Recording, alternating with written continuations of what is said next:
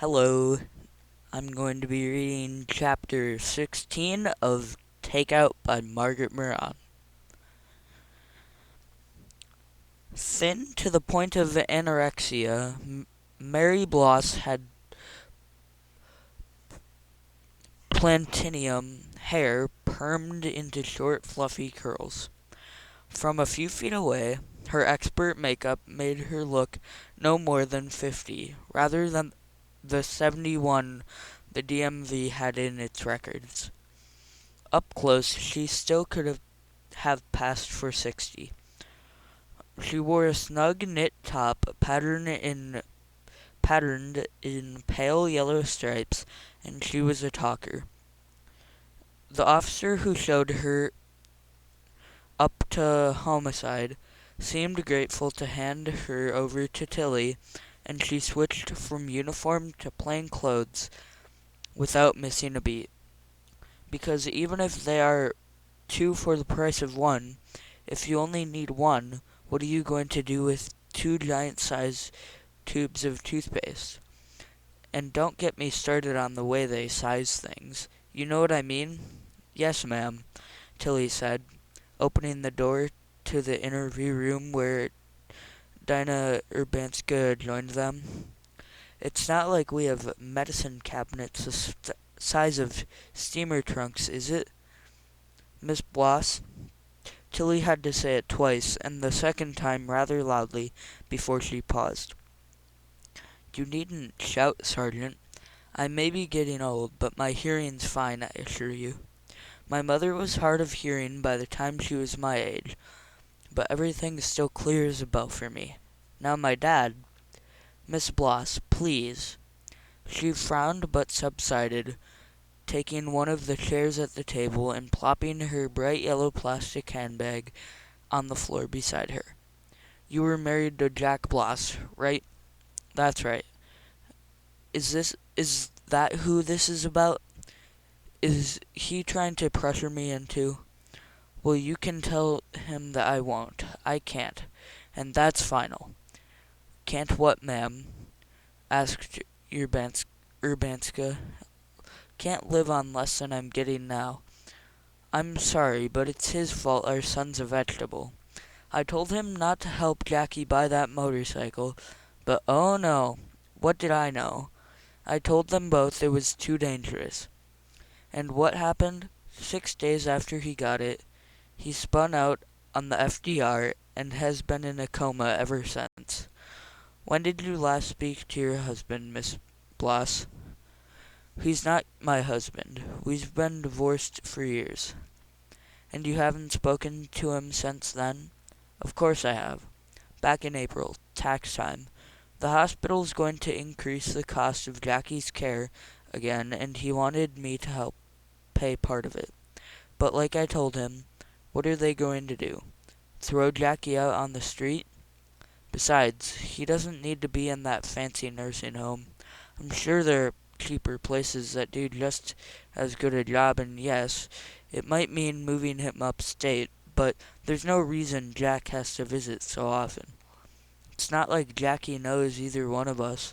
Last time I was there, it was what, 3 years? 4? And he hasn't changed a bit. He just lies there, getting thinner. Tubes going in and coming out. Nobody home. I've begged Jack to pull the plug. Let him go. But he won't. He just won't. I know it sounds cold for a mother to say this, but I've accepted it.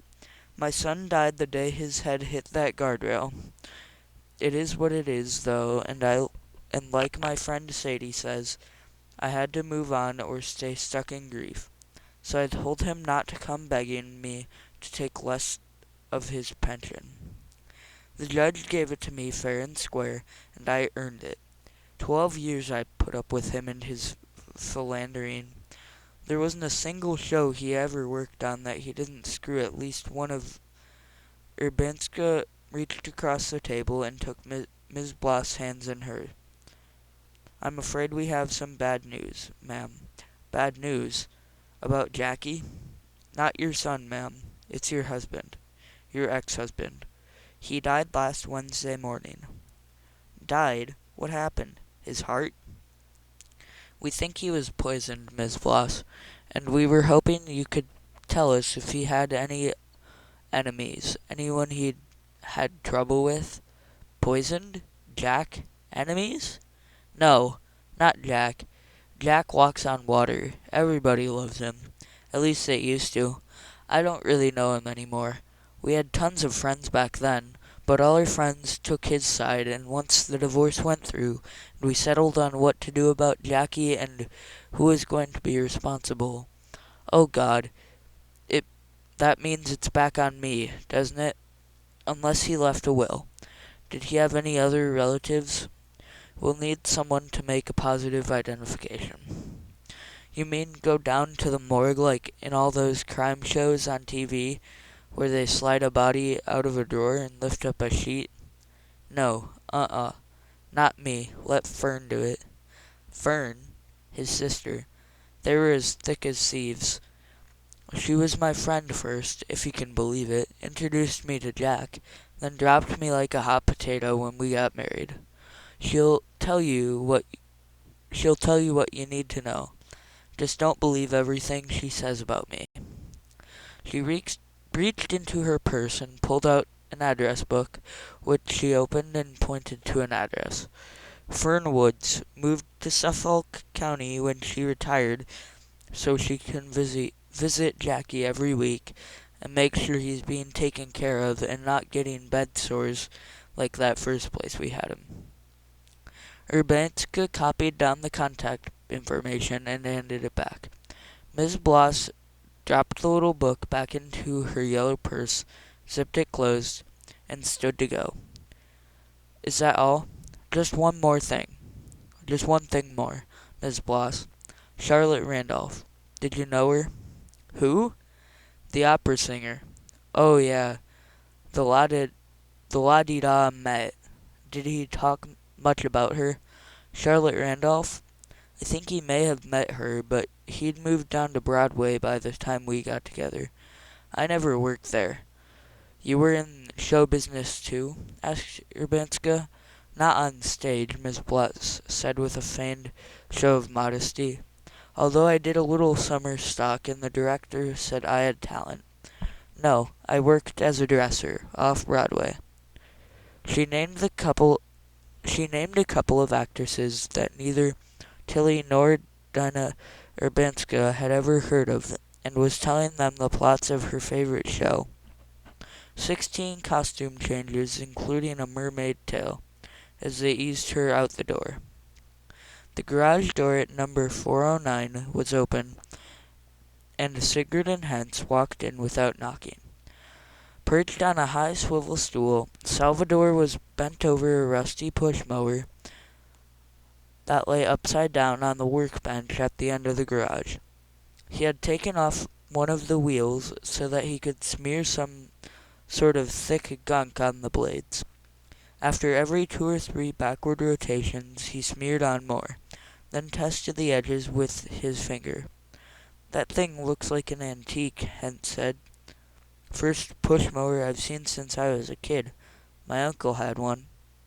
Better than a gas mower for that little bit of grass out there, Salvador answered with a cheerful smile. This thing's older than me, and it'll still be cutting grass after I'm gone if it gets a little TLC in some of this lapping compound every few years. They used to build things to last. He wiped the blades clean and reached for the wheel assembly. I guess you've got more questions about Matty? That's right, Sigurd said. More specifically, you're meeting with him Tuesday evening. I told you, the last time I spoke to Matty was at least 2 weeks ago. But you were the one who took him the fettuccine, weren't you? Salvador slid the wheel onto its shaft and began tightening the nuts with the wrench he'd taken from the top pocket of his coveralls. Orla tell you that? Sigurd nodded. Someone saw you with a takeout box in your hand, talking to Jack Bloss that evening. That the guy's name? He didn't say. Had you ever seen him before? No, just the once. What did you talk about? Nothing much. The weather. I think he'd been drinking or something, because he seemed a little unsteady with his fork. He was eating lasagna, said it wasn't his favorite, but he'd skipped lunch that and was hungry. Did he say where he'd gotten it? No, I thought maybe he'd found it there on the bench. There's a soup kitchen down the block, but people will leave food on the bench in case someone needs a meal when it's not open. Although, to be honest, he didn't look like somebody who'd been sleeping rough. His clothes were too clean. I told him I had fettuccine for a friend. He didn't know Matty, but he said he'd give it to him if he came. So I handed it over and left. But when I looked back, he was opening the box. You didn't see Matty at all? Nope. He finished with the wheel and set the lawnmower right side up on the floor. The handle came almost up to the short man's chest. Why did you lie about it when we first asked you? Orla and me, we cover for each other. What does that mean? Look, Lieutenant, this is a good place to work. The pay's good and the work's not hard. Ms. D, she doesn't ask for a lot, but what she does ask for, she expects to get. Between you and me, I don't think she would have cared if Orla said, let Sal take it, but for some reason, Orla's scared to do that. Besides, you don't want to cross the old lady. She gets something bad about you in her head, and that's it. You're out. No second chances. Like what she did with Matty? Exactly like that. Because of her daughter's death? Sal shrugged, but Sigurd persisted. We've heard that Matty thought Ms. Delvito blamed him for that, and that he blamed himself even more. What actually happened, Mr. Salvador? How did Area Edwards die? He sighed and swiveled the stool around to face them. When I first came, Miss Area was still a teenager. Long blonde hair, beautiful face. She could have been a movie star or a model. And such a sweet voice. When she laughed, he shook his head ruefully. He wanted to play the fool just to make her laugh. He turned back to the workbench and began tidying it up as he spoke. The tools were slotted back in their spaces, then he capped the sharpening compound and put it on a shelf over the counter. Matty's mother was still alive then, and they were over here a lot. He and Miss Area were like brother and sister. I always thought he wanted to be more than that to her, but she wasn't interested. They both went off to college, but then she met Mr. George, and that was the end of school for her. For Matty, too. He mooned around like a sick puppy. Couldn't keep a job. And when she married Mr. George and moved out to Long Island, he went off the deep end. Started using drugs. His mother died and he was in and out of jail. It was the usual story that Sigurd and Hentz had heard dozens of times. Miss Area kept thinking she could make him turn his life around. Finally, she and Mr. George got him into a rehab place that seemed to work. When I broke my arm last summer, he was clean and started working here part-time. 2 weeks before Christmas, Miss Area came into town to spend a few days with Ms. D and Orla and to do some Christmas shopping. Matty dropped her off that morning as soon as the stores opened, and he was supposed to pick her up after lunch. Only something went wrong with the catalytic converter, and he had to get it towed, so he couldn't go meet her. It was crappy weather, a little rain, a little snow. She had her arms full of packages, and maybe she slipped. Who knows? Orla said there were witnesses that said she stepped off the curb just as a white car pulled up and knocked her down, and then ran her over, crushed her skull, then drove away. Anyone get the license? Asked Hentz, who had walked over to look at the gardening supplies at the far end of the work counter. No, they couldn't agree if it was a Toyota or a Honda, or even if it was a man or a woman driving. Just that it was dirty and pretty dinged up. Must have been rough on the family, said Sigurd. Yeah, Misty took it bad, but Orla was even worse. She was here when Miss Aria was born, loved her like she was her own daughter, and Matty was out of his head. Blamed himself for not being there to pick her up as he'd promised. He went back to using so heavy that he'd probably have been dead in another month or two anyhow. Did Ms. Delvicio blame him too? Not really. You'd think she would, but she didn't. She knew how much he loved Miss Aria. If she blamed him for anything, it was for going back to drugs when he knew how bad it would have hurt Miss Aria to see him throwing his life away. That's why she quit having anything to do with him, except for seeing that he got at least one good meal a week. Lieutenant Hent said he pointed to an orange and yellow box on one of the shelves. It pictured a rat on the front, and printed above the rat were the words warfarin rat bait. You have a problem with rats here, Mr. Salvador? Not anymore. The city did some work on the sewers back in March, and I saw a rat in the cabinet under my sink. Orla said she'd seen some droppings in the kitchen, too, so I put out some of that stuff. No more droppings and no more rats. You do know that warfarin was what poisoned Matty and the other man, don't you? Huh? No, I thought it was heart pills. Heart pills that are made from warfarin, said Hent. Now wait a minute. You think I poisoned Matty? No, said Sigrid, but it would be helpful if you can tell us if any of the baits are missing. He took the box and looked inside. I forget how many I used, but this seems right. Mind if we take one? Hent said, pulling a plastic bag from his pocket.